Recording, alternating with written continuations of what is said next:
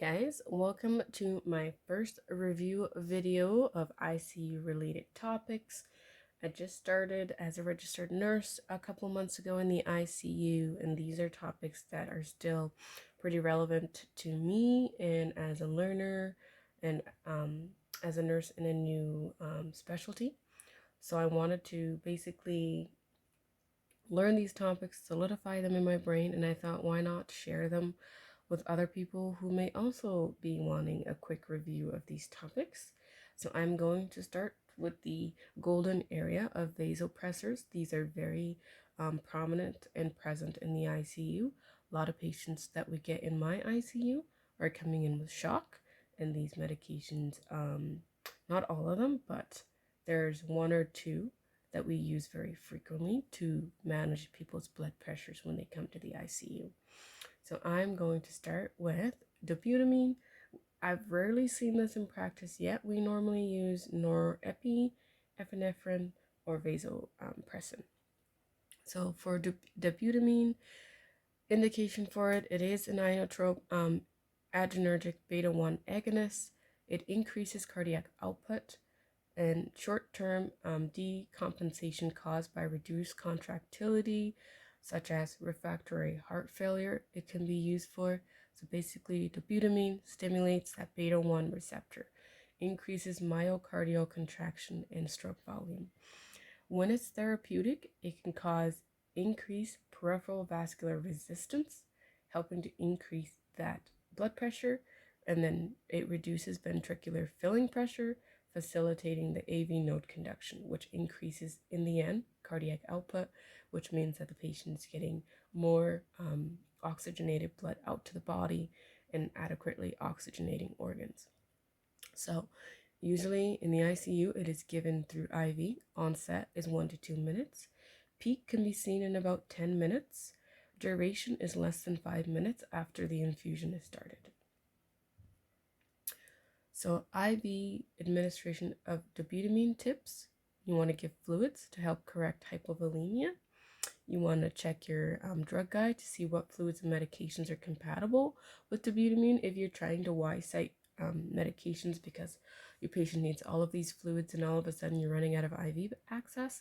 So it's always good to check your compatibility, what can go with what in the situation where the patient is very sick and you need a lot of infusions started at the same time to help resuscitate. Use the medication once it's prepared. It is valid for 24 hours. After that, discard and make a new bag. Usually, we want to give through a central line or a large gauge IV until we can obtain a central line when patients get admitted to the ICU. Peripheral lines are not used as often just because they're not they're not as stable as central lines. And a lot of medications that we use can be very viscant, like if they go interstitial, they can cause necrosis of the tissue. A lot of our vasopressors need to be given through a central line just to have that stable access. But in the case of an emergency where you cannot quickly insert a central line, if you have a large gauge IV like an 18 gauge, 16 gauge, that will be used in the meantime as the team is trying to obtain a central line that will be used more long term for the resuscitation of the patient in the ICU. Of course, you're titrating the medication based on your patient's current presentation. So adverse reactions of dobutamine, the central nervous system, the patient might get a headache. In this case, when patients are in the ICU being resuscitated, most of the time when they're very unstable, the first thing the team does is maintain airway. So they will intubate the patient, we will sedate the patient, and we will start vasopressors. So if a patient has a headache, they might not be able to tell you. But if the patient is awake and you're giving this medication, they might have a headache as a side effect. In the cardiovascular system, hypertension can happen, increased heart rate can happen, angina can happen, PVCs, phlebitis can happen, chest pain, palpitations, ventricular ectopes, and hypotension can happen. In the GI system, the patient could get nausea, vomiting, In the respiratory system, patient can have an asthma attack if they have a history of asthma. Patient may get shortness of breath, and then other adverse effects, of course, anaphylaxis and hypersensitivity to the medication. Contraindications. You want to use this medication cautiously in patients with a history of hypertension.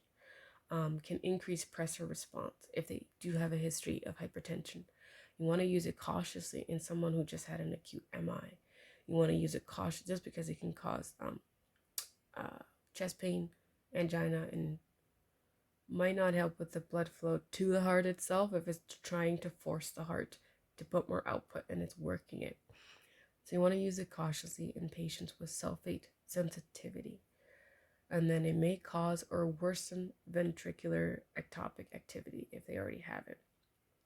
Overdose signs and symptoms you want to look out for: anorexia, nausea, vomiting, tremor, anxiety, angina, non-specific chest pain if the patient is alert and able to report, hypertension, tachyarrhythmias, myocardial ischemia, ventricular fibrillation, and hypotension. Just realized I had a little typo there. Nursing considerations: due to increased AV conduction, patients with atrial fibrillation may develop a rapid ventricular rate. Continuous monitoring is needed, and then of course monitoring urine output, making sure their kidneys are functioning, they're outputting adequately per hour. You want to correct hypovolemia before you start dobutamine, and you can start them side by side. Start dobutamine and start fluid resuscitation. And then you also want to monitor electrolytes. It may lower potassium levels, and you want to be careful of the look alike, sound alike. Don't confuse dobutamine with dopamine. And of course, the other sister, dopamine. I always get these two confused, dobutamine and dopamine. I'm like, what do they do? How are they different? Anywho, dopamine is a vasopressor, adrenergic. It's used to treat shock. It can correct hemodynamic imbalances and, of course, correct hypotension. Stimulates the dopaminergic and alpha beta receptors of the sympathetic nervous system, equals positive inotropic effect and increased cardiac output. So you can see they do very similar things. Larger doses of dopamine mainly stimulate alpha receptors. So the onset for dopamine is within 5 minutes, duration less than 10 minutes after infusion is started. You want to use a central line or a large vein peripherally to minimize extravasation. Stop infusion. If you notice extravasation, call the MD to prevent sloughing and necrosis. Give 5 to 10 milligrams phenethylamine. These words escape me. And about 10 to 15 mils of normal saline as soon as possible, just to prevent that skin necrosis. Adverse reactions, of course, headache, anxiety for CNS, cardiovascular system, hypotension, ventricular arrhythmia, this is dose dependent, ectopic beats, tachycardia, angina, palpitations, and vasoconstriction can be a side effect. GI system, you want to look for nausea and vomiting. Metabolic, you want to look for azotemia and hypoglycemia. Respiratory system, you want to look at the asthmatic episodes. You want to make sure they're not having any dyspnea because that can be a side effect. Skin, of course, you're observing if they have a peripheral line, necrosis, tissue sloughing with extravasation, piloerection, and of course, anaphylaxis is always a possible reaction. Nursing consideration, monitor the BP. Of course, at this point, when they're in the ICU being treated with these vasopressors, they are hooked up to a monitor so you can monitor their ECG, their blood pressure, their cardiac output, central venous pressure if your ICU monitors that, pulmonary artery wedge pressure if your ICU is able to monitor that, pulse rate, urine output, color and temperature of the limbs, making sure that they are perfused. Also, diastolic pressure rises. If diastolic pressure rises disproportionately with a significant decrease in pulse pressure, decrease the infusion rate, and watch carefully for further evidence of predominant vasoconstrictor activity of dopamine, unless such an effect is the desired outcome that you want. Check urine output often. If urine flow decreases without hypotension, notify the prescriber because the dose may need to be reduced. Contraindications. It is contraindicated in patients with uncorrected tachyarrhythmias and ventricular fibrillation to give dopamine. And then also use cautiously in patients with occlusive vascular disease, cold injuries, diabetic endoarthritis, and arterial embolism. Those with a history of sulfite sensitivity and those taking MAO inhibitors. Good to know. After medication is stopped, watch closely for a sudden drop in blood pressure. You want to taper dosage slowly to evaluate stability of blood pressure and provide IV fluids as clinically indicated to expand blood volume. Acidosis decreases how well the medication works, so correct acidosis before or during the therapy. And then, of course, don't confuse dopamine with dobutamine. Of course, we've got epinephrine, our best friend that we need in all cardiac emergency situations. So, epinephrine is a vasopressor, adrenergic. It's needed in anaphylaxis, hypotension associated with septic shock, asthma, cardiac resuscitation. It can be given IV, IM, and subcutaneous. In the ICU, we use it IV.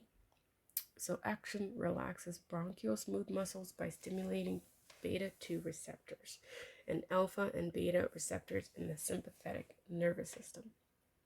Adverse reactions: CNS system, drowsiness, headache, nervousness, tremor. They can get cerebral hemorrhage, stroke, vertigo, pain, disorientation, agitation, anxiety, apprehensiveness, fear, restlessness, dizziness, weakness. Subarachnoid hemorrhoid can also be a side effect. Cardiovascular system, patient may get palpitations, ventricular fibrillation, shock, widened pulse pressure, hypertension, tachycardia, anginal pain, cardiac arrhythmias. I feel like I spelled that quite wrong. And then, of course, altered ECG. GI symptom, you may get nausea and vomiting. Very common nonchalant symptom that you get in the GI system. Respiratory system, you may get dyspnea, respiratory difficulties, and then the skin can get itchiness, hemorrhage at the injection site, pallor, and sweating. And then, of course, tissue necrosis. Nursing considerations. In patients with Parkinson's disease, the drug may increase rigidity and tremors. Wow, my spelling there. Observe patient closely for adverse reactions. Notify the prescriber if the adverse reactions develop, and then adjusting the dose or stopping the drug may be necessary.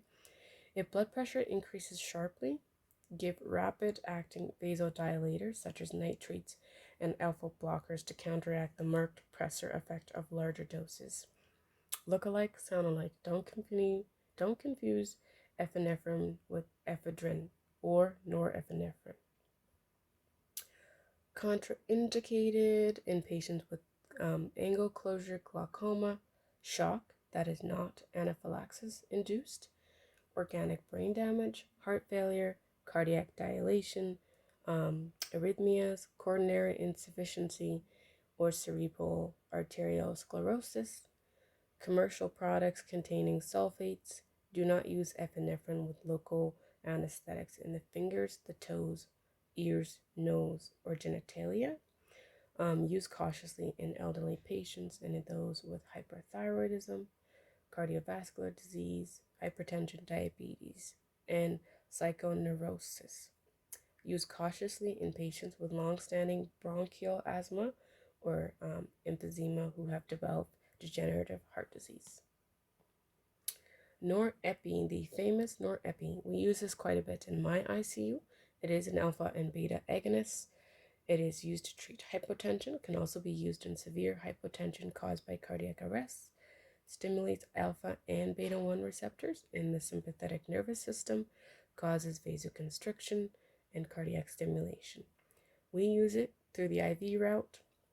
The action and peak are immediate. Duration is 1 to 2 minutes after infusion.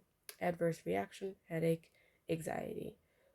CV-wise, bradycardia, severe hypertension, arrhythmias, ischemic injury, respiratory difficulties, skin irritation with extravasation, necrosis and gangrene secondary to extravasation, and anaphylaxis, of course. Contraindications in patients with mesenteric or peripheral vascular thrombosis, unless it is deemed necessary and a life-saving measure. Profound hypoxia, hypercarbia, or hypotension resulting from blood volume deficit. It is contraindicated during anesthesia when patients in the OR. Overdose in signs and symptoms could be headache, severe hypertension, reflex bradycardia, increased peripheral perfusion, and decreased cardiac output. Nursing considerations. Drug is not a substitute for blood or fluid replacement, so these things need to occur if that's the main cause of the patient's hypotension or shock. If the patient has a volume deficit, you need to replace fluids before starting pressors. Keep emergency drugs on hand to reverse effects of drugs, so atropine for reflex bradycardia, phenylethylamine to decrease vasopressor effects, and then, of course, propranolol for arrhythmias. Notify provider of decreased urine output. Look-alike, sound-alike, don't confuse norepinephrine with epinephrine. Good to know, you need to use a central line catheter. This is preferred, or a large vein until you obtain your central line. This minimizes risk of extravasation. Never leave patient unattended during infusion. Check blood pressure every 2 minutes. If they have an art line, you'll get a second by second blood pressure basically. And then check every 5 minutes, like their MAP. If it's not greater than 65, then you need to titrate your dose upwards. And if you've titrated to the limit that it is advised, then you need to let the provider know that norepinephrine alone is not adequate to maintain the patient's MAP and what else you can do to increase the patient's MAP. During infusion, frequently monitor ECG, cardiac output, central venous pressure, pulmonary artery wedge pressure if your ICU does that, pulse rate, urine output, color, and temperature of the patient's limbs to make sure they're being perfused, and then titrate infusion rate based on what you're seeing the patient's vitals showing on the monitor, and of course, how the patient's looking. Check your site frequently if you have a peripheral line for signs and symptoms of extravasation. If they appear, stop the infusion immediately. Call your prescriber. To prevent skin necrosis and sloughing, use a fine hypodermic needle to infiltrate area with 5 to 10 milligram of phentolamine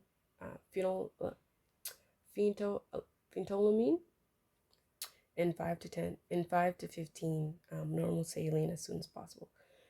Immediate local hyperemic changes will occur if area is infiltrated within 12 hours. Also, check for blanching along the course of infused vein, which may progress to superficial sloughing.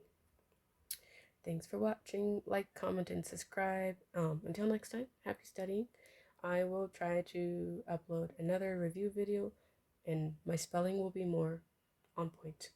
Thanks for watching. Have a good one.